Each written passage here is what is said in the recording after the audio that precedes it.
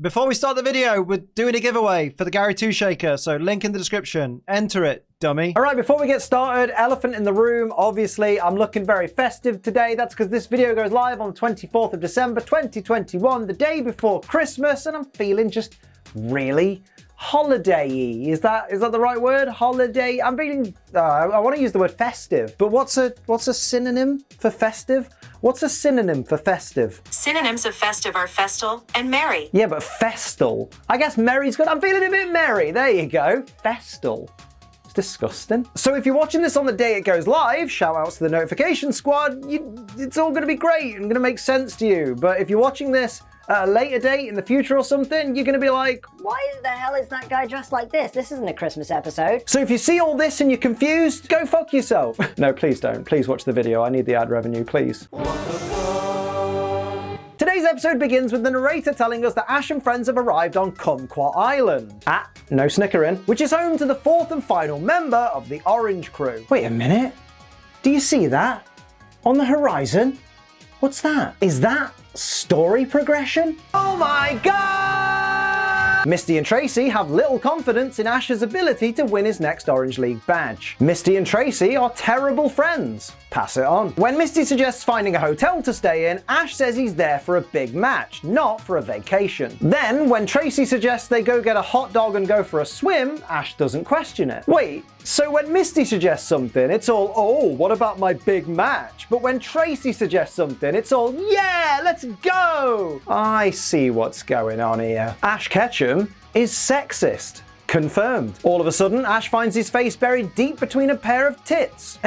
There are worse places to be. So this random woman thinks that Ash is her son Travis, and is shocked that Travis doesn't recognize her. Mate, I would argue it's far worse that this woman can't recognize that the person she's looking at isn't Travis. Like, does she even know Travis? Well, actually, Liam, it's obvious she knows Travis because she's his mum. Is she though? Because I'm really starting to doubt it. We see a flashback of Travis leaving for his Pokemon journey with his Pikachu, and admittedly, he does look quite a bit like Ash. Then again, there are so many background characters throughout this anime that have features very similar to this, so I guess mix-ups like this are just going to keep happening. Team Rocket turn up in a giant submersible Rhydon mech. And I, for one, love this! They're actually acknowledging that Rhydon can learn Surf. This is brill! Team Rocket's mech is Pokemon powered, which basically means Arbok and Weezing have to run on treadmills to power it. Whilst I might add, they're being literally whipped. Mate, this episode took a dark turn. And also, how the hell is a snake supposed to run on a treadmill? Like, I'm pretty sure that Arbok Slytherin would do nothing to move the belt of the treadmill backwards. Even in this scene, you can see him just rocking back and forth in place, like, what the fuck am I doing? Meanwhile, in the mouth of the Rhydon mech, a machine twats Weezing with a mallet to force it to use Hyper Beam. Man, Team Rocket really thought, you know what this machine's missing?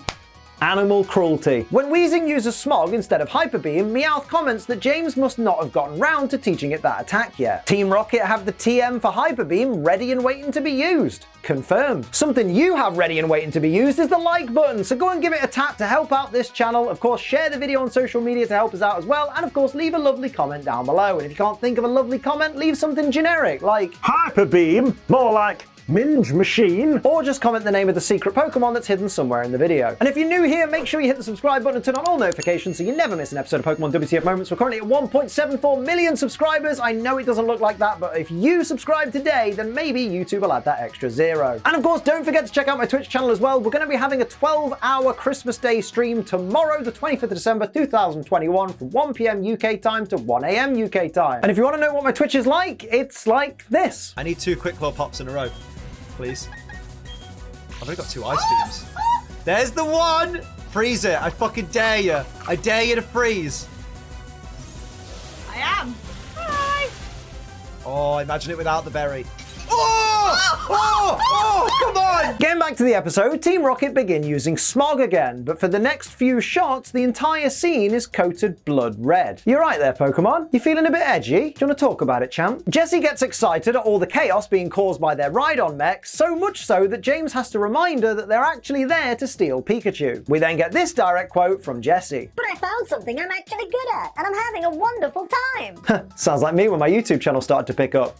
Sorry, what? What do you mean I'm still not good? Jessie tells Arbok to use Poison Sting and pushes a button that moves Arbok up from the treadmill part of the mech into the mouth. Hang on, does that mean the mech just won't be able to move now? Seems like a bad design choice. Or does it just mean that Lickitung now has to do double the work? Man, Lickitung deserves better. Hashtag justice for Lickitung. Out of nowhere, Travis's mum busts out an Alakazam and tells it to use Reflect to block the Poison Sting. Firstly, Reflect is not Protect, but we'll ignore that to focus on, mate, an Alakazam! I did not see that coming at all. A genuine surprise, and a cool one at that, only 6 minutes into a Pokemon episode? What in the sacred timeline is this? Travis's mum tells Team Rocket to get out and never come back. Not to be that guy, but technically they're already out. Well, actually, Liam, didn't you steal that joke from the In-Betweeners?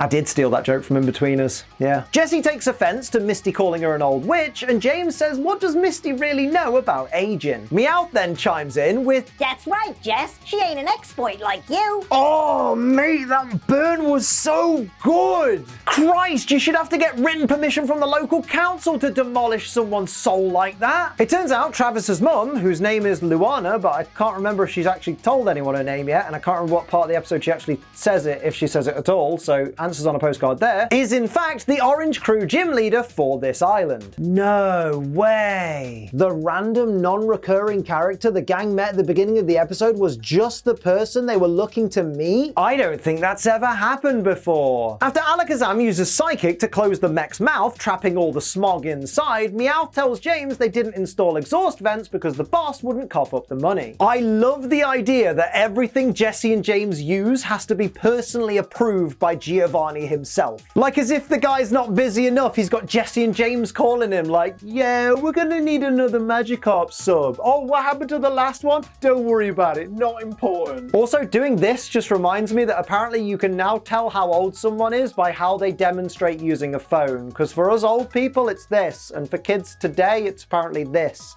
And that hurts so incredibly much. Ash sends out Charizard and tells it to use Takedown Attack. Mate, why wouldn't you just use Flamethrower? The mech's a giant metal box. But no, of course you chose a move that also hurts your Pokemon. Ash, mate, you're a numpty. Direct quote from Tracey. Wow, look, Misty, Charizard's listening to Ash. Tracey, mate, where have you been? Charizard's been listening to Ash for 3 episodes in a movie at this point. You literally saw them bond over beating that Poliwrath. Try and keep up, mate. James pushes a button that causes Arbok to be whipped so much that it spits out acid that burns a hole in the mech, and then Jessie yells at him for it. But if that wasn't supposed to happen, why was there a button for it? Like there was even a picture of some drippy liquid like acid on the button that he pressed. So was that liquid not meant to be acid? Let me know in the comments. What do you think James's special cum button was for? Ash gets Charizard to use Flamethrower, and the flame goes into the hole in the Rhydon mech and fills it with electricity. Now, I'm no expert, but I'm pretty sure that's not how fire works. Direct quote from Dodrio. You know all those people that hate me? I get it. Direct quote from Tracey after finding out the Pokemon gym is inside a hotel. Hey, that sounds like the perfect combination. Ash can have his match, and we can have a good time. Tracey, mate, this is now the 2nd time in this episode you've tried to insinuate that you want to have a good time with Misty without Ash. Firstly, she's 10, so back away before someone puts you on a register. Secondly, I don't think you've got a shot there anyway, mate. If you haven't noticed, you're a twat. Direct quote from the exercising Electabuzz.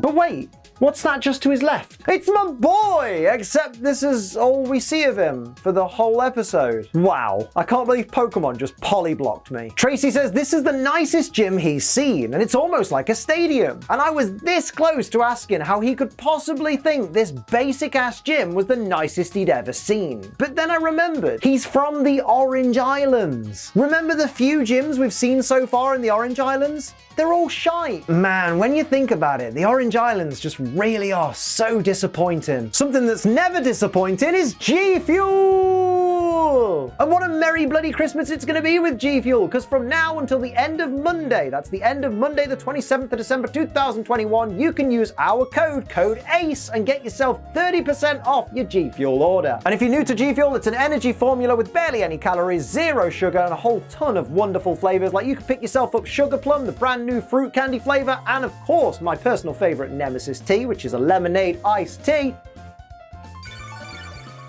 Oh, that is my favorite drink in the absolute goddamn world. I love Nemesis tea so much. Go get yourself some G Fuel today. If you've never tried it before, go pick up a starter kit. You can get a starter kit that includes the Gary 2 shaker, the official shaker of this channel with a bunch of flavors hand chosen by me. You're welcome. And of course, use code ACE when you're there for 30% off your order. Thank you to G Fuel for all the help they've given this channel in 2021. They have been amazing to us, and they are part of the reason that I'm still able to be stood here talking to you today. Remember though, G Fuel is for over 18s only because children do not need caffeine. They're annoying enough as it is, and because it contains caffeine, drink it responsibly, please. Don't be a dickhead, dickhead. Luana tells Ash she wants to battle in a double battle and explains that a double battle is where they'll each use 2 Pokemon at the same time. Yet Ash still looks at her all bewildered, like, Double battle? yes, Ash, a double battle, where you each use 2 Pokemon at the same time, like Luana said. Misty then asks what you have to do to win a double battle. Now, I'm no expert, but I reckon you win a double battle the same way you win a normal battle, except you'll each be using 2 Pokemon at the same time, like Luana said. After Luana then explains again, Tracey says he thinks it's like playing a doubles match in tennis. Oh my god, it's a Pokemon battle where you each use 2 Pokemon at the same time, just like Luana said. Why are they going around all the streets and houses just to understand the core bloody concept? Come on guys, use your noodles. While they're all resting in the hotel spa, Tracey says that Luana will probably use Alakazam as one of her Pokemon. And Ash says the strongest Pokemon he could use against a psychic type would be a ghost or a bug type. Oh, so you do know your type matchups, Ash. Could have fooled me. After realizing he has no Pokemon that are super effective against Alakazam and that he's probably going to struggle against it, Ash tries to drown himself. I mean, I guess that's one way to get out of the battle. And just to address the elephant in the room, no bandana Tracey is a cursed image. Mate, the sooner this guy goes, the better. This announcer's voice is literally just Brock's voice. Not like Brock's voice actor putting on a slightly different voice, this is straight up just Brock's voice actor putting on Brock's voice. And it was at this moment that children all over the world said, "How dare you stand where he stood?"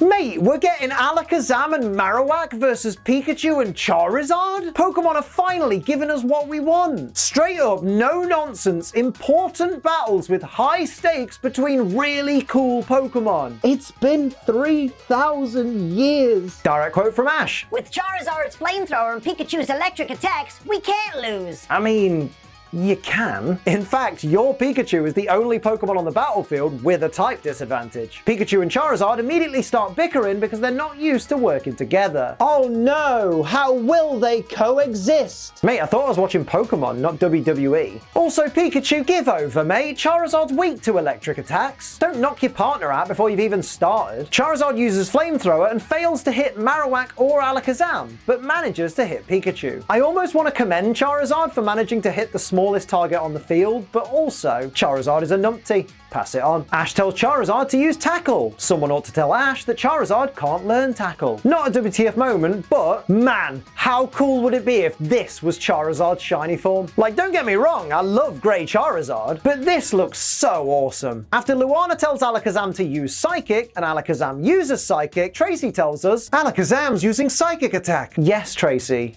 We know. We're all watching the same battle you are. Ash tells Pikachu to help Charizard, and Pikachu responds by attacking his teammate with Thunder Shock. Pikachu, that's not very protagonisty. Luana's Marowak uses Boomerang, a ground-type move, on Ash's Charizard, a flying-type Pokemon, which should be immune to it, but for some reason Charizard takes damage. Luana's a hacker. Confirmed. After what seems like an eternity of deep thought, Pikachu finally comes up with an ingenious idea. And what is this ingenious idea, I hear you ask? Attack the opponent's Alakazam. You know, like you're supposed to in a Pokemon battle. Jesus Christ, Pikachu, I can't believe it took you this long to realize that you were supposed to attack your opponents and not your teammates. Pikachu can get in the bin.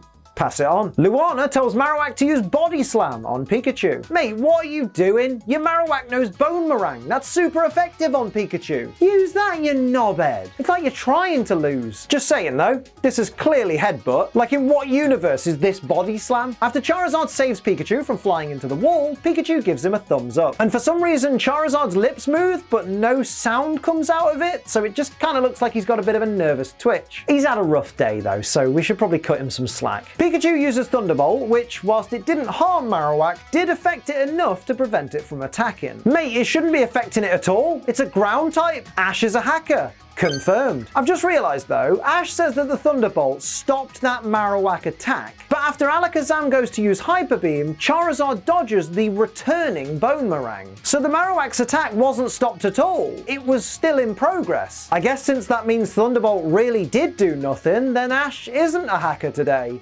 Confirmed. Even though they were clearly nowhere near each other when Alakazam's Hyper Beam hit Marowak, when the smoke clears, they're both right next to each other. I guess Alakazam used Teleport for no reason? So Ash wins the Jade Star badge, his final Orange League badge. And you know what that means? Well, actually, Liam, I think you'll find it means he now needs to face the Orange Crew Supreme Gym Leader. Better yet, it means we're even closer to the end of this garbage season. Not long now, we'll be on Johto money soon, lads. It's all up from here. Mate, the Orange League is really confusing. Luana says that now he has 4 badges, Ash can now compete against other qualified trainers in the Orange League competition. When Misty asks if that's for the Orange League trophy, Luana says yes, but to get that, you'll have to beat the leader of the Orange Crew. Okay, but what's the point in fighting other qualified trainers then? Like, does it move you up in the rankings or anything? Or do you lose your badges if you lose to one? Surely nobody would bother with the other trainers and just go straight to the Orange Crew leader, right? Mate, this whole thing's a mess. Luana tells Ash to tell Travis, if he ever sees him, that his mum misses him and to give him her love. Luana, sweetheart, I think it's time to face the facts.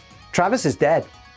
Alright, quick story time here. I was really confused when I saw all the characters waving goodbye, wondering why they were all waving like this. You know, with their middle finger and their ring finger touching, but no other fingers touching. And because I'm a good lad, I thought I'd check before I make any jokes about it, just in case it's some important cultural thing that I end up accidentally mocking. So then I googled waving with middle finger, ring finger together. To my surprise, the first result was a Wikipedia article for shocker, hand gesture. And yeah, I didn't realize it was about this hand gesture. Let me just read a bit. The shocker, known colloquially as 2 in the pink, 1 in the stink, is a hand gesture with sexual connotations. That's this!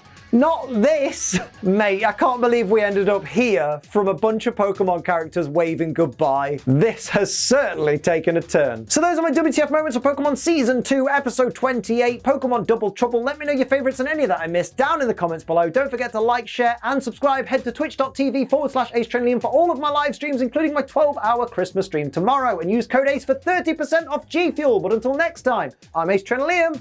Merry fucking Christmas.